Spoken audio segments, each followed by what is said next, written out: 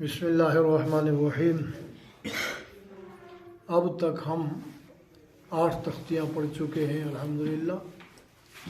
आज हम 9वीं तख्ती का सबक शुरू करेंगे। 9वीं के तख्ती के सबक में हम मद के बारे में बताएंगे कि मद के मुख्तसर क़वानीन जो हैं वो हम समझाएंगे और उनको याद करेंगे ताकि हमें पता चले कहाँ मद होता है और क्यों होता है।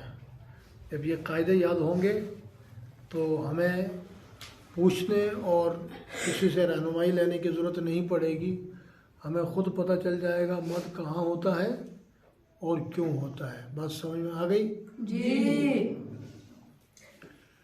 तख्ती नंबर 9 मद के कायदे। मद के 3 कायदे हैं। नंबर 1 हरूफ मद्दा के बाद हमजा आ जाए तो मद होता है। हमने पीछे जो 3 तरह के हरूफ पढ़ाए थे ना, हरूफ मद्दा पढ़ाए हैं और खड़ी हरकत पढ़ाई हैं और हरूफ लीन पढ़ाए हैं। अब ये तीनों किस्म की हरकत और तीनों किस्म के हरूफ पर मद होते हैं। अब हम किस पर कहाँ मद होता है वो कवायद हम बताएंगे, उनको अच्छी तरह ज़हन नशीन करना है और उसके मुताबिक फिर जहाँ मद कायदे के मुताबिक होगा वहाँ करना है, जहाँ नहीं होगा वहाँ नहीं करना है। इसलिए बोलो मद के 3 कायदे हैं। नंबर 1 हरूफ मद्दा के बाद हमजा आ जाए तो मद होता है। जैसे जा। हाँ, अब ये देखो, इसको समझो। ये जा हमने पढ़ा, जी मेरी ज़बर जा, अलिफ मद्दा आ गया, उसके बाद हमजा आ गया, तो हमजा आने की वजह से यहाँ मद हुआ। ऐसे ही जहाँ पे भी देखोगे आगे हमजा होगा तो मद होगा। ये 1 नंबर कायदा है। और दूसरा कायदा है कायदा नंबर 2 हरूफ मद्दा के बाद सुकून आ जाए तो मद होता है। जैसे फी ही, आगे वक्फ फी। ऐसे ही यअलमूना,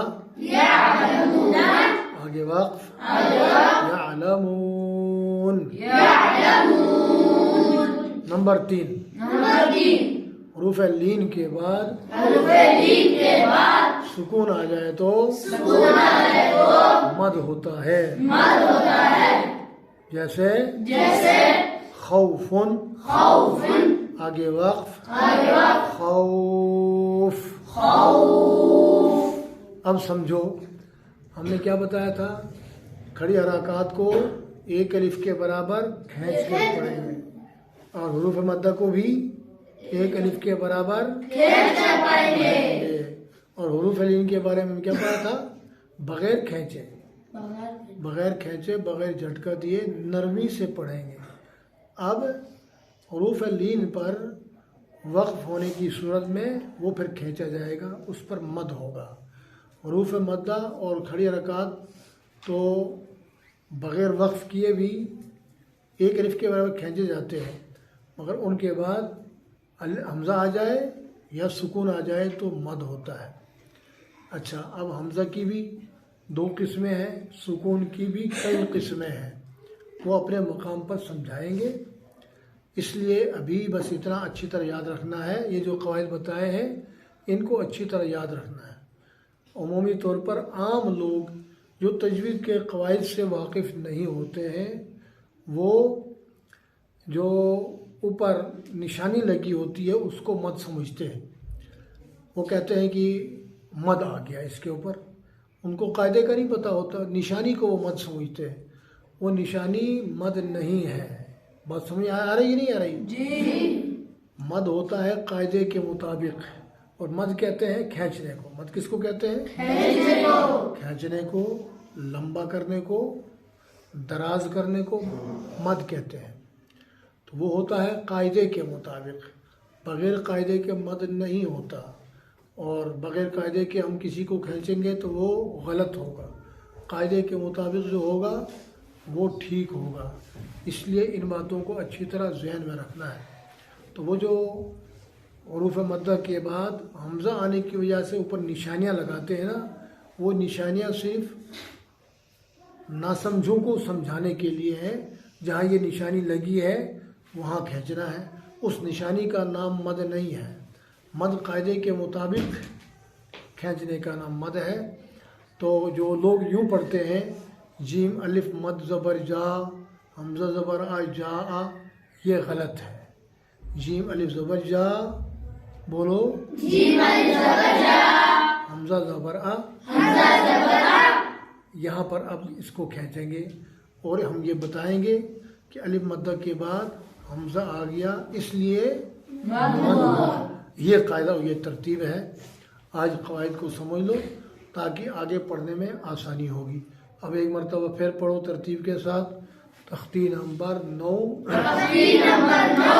मद के कायदे। मद के 3 कायदे हैं। नंबर 1, हुरूफ मद्दा के बाद हमज़ा आ जाए तो मद होता है। नंबर 2, हुरूफ मद्दा के बाद सुकून आ जाए तो मद होता है। और नंबर 3, हुरूफ लीन के बाद सुकून आ जाए तो मद होता है। मद के मानी खींचने और लंबा करने के हैं। बात समझ में आ गई? जी हाँ। तो हुरूफ मद्दा के बाद हमज़ा आ जाए तब मद होता है, सुकून आ जाए तो तब भी मद होता है, और लीन के बाद हमज़ा आए तो मद नहीं होता, सिर्फ सुकून आ जाए तो मद होता है। अब ये सुकून जो है ना, सुकून आर्जी भी है और मुस्तकिल भी है। मुस्तकिल को सुकून असली कहते हैं। आर्जी आता है वक्फ करने की वजह से। वक्फ करेंगे तो सुकून आएगा, वक्फ नहीं करेंगे तो नहीं आएगा। और जो मुस्तकिल सुकून है उनके नाम है जज़म और तशदीद। अगली तख्ती में हम जज़म पढ़ेंगे तो पता चल जाएगा। फिर तख्ती वाली जज़म वाली तख्ती में जज़म पढ़ेंगे तो जज़म का पता चलेगा, और तशदीद वाली तख्ती में तशदीद को पढ़ेंगे तो तब पता चलेगा। तो अभी तो हमने सिर्फ इसकी बुनियाद को समझना है और इसके मुताबिक पढ़ना है। अब हम थोड़ा सा पढ़ लेते हैं, उसके बाद इंशाअल्लाह इस सबक को ख़त्म करते हैं। हमज़ा खड़ा ज़बर आ,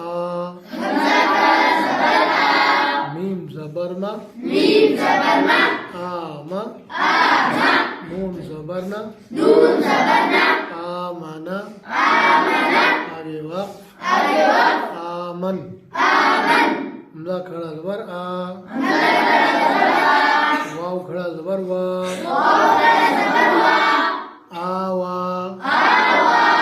अब यहाँ पर देखो ये वाव के साथ या भी लिखा हुआ है, ठीक है, खड़ी हरकत के साथ। जैसे पीछे हमने 5वीं तख्ती में बताया था कि 2 ज़बर की तनवीन के साथ अलिफ और या लिखे जाते हैं मगर पढ़े नहीं जाते। ऐसे ही खड़ी हरकत के साथ भी कहीं या लिखा जाता है तो वो या भी नहीं पढ़ा जाएगा, ठीक है। उसको खड़ा ज़बर और ही और खड़ी हरकत ही पढ़ेंगे। और जहाँ खड़ी हरकत हो या हर्फ पहले ही से साकिन हो तो वहाँ पर आगे वक्फ कहने की ज़रूरत नहीं है। आगे वक्फ कहने की ज़रूरत वहाँ पड़ती है जहाँ तब्दीली लानी हो। जहाँ तब्दीली नहीं लानी वहाँ आगे वक्फ कहने की ज़रूरत है नहीं है। ये बात अच्छी तरह समझ के ज़हन में रखो ताकि बाद में गलती ना हो। हमज़ा खड़ा ज़बर आ, वाव खड़ा ज़बर वा, आवा। हमज़ा खड़ा ज़बर आ, नून ज़ेर नी, आनी, या ज़बर या, आनिया, ता 2 ज़ेर 3, आनियतिन, वक्फ आनिया हमजा खड़ी ज़ेर ई लाम खड़ा ज़बर ला ईला फा ज़ेर फी इलाफी।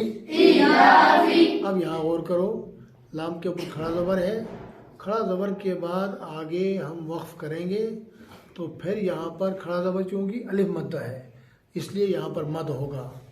ये पहला कायदा यहाँ पर आ गया। ये वक्फ की वजह से होने वाला मद है, हमज़ा की वजह से होने वाला मद नहीं है।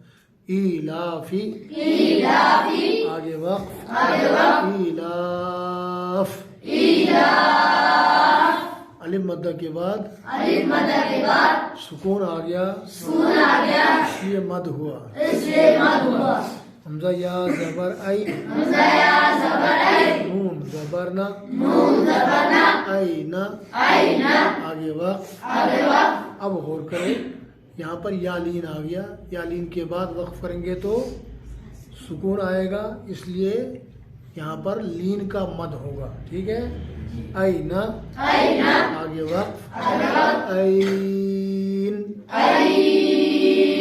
या लीन के बाद सुकून आ गया इसलिए मद हुआ। अब देखो गौर करो कि ये ई लाफ पे हमने मद किया, आइन पे हमने मद किया तो यहाँ पर ऊपर कोई निशानी तो नहीं लगी हुई है ना, तो इसलिए निशानी का नाम मद नहीं, कायदे के मुताबिक खींचे जाने का नाम मद है। बस आज इतना सबक काफ़ी है, इंशाअल्लाह बाकी आइंदा पढ़ेंगे।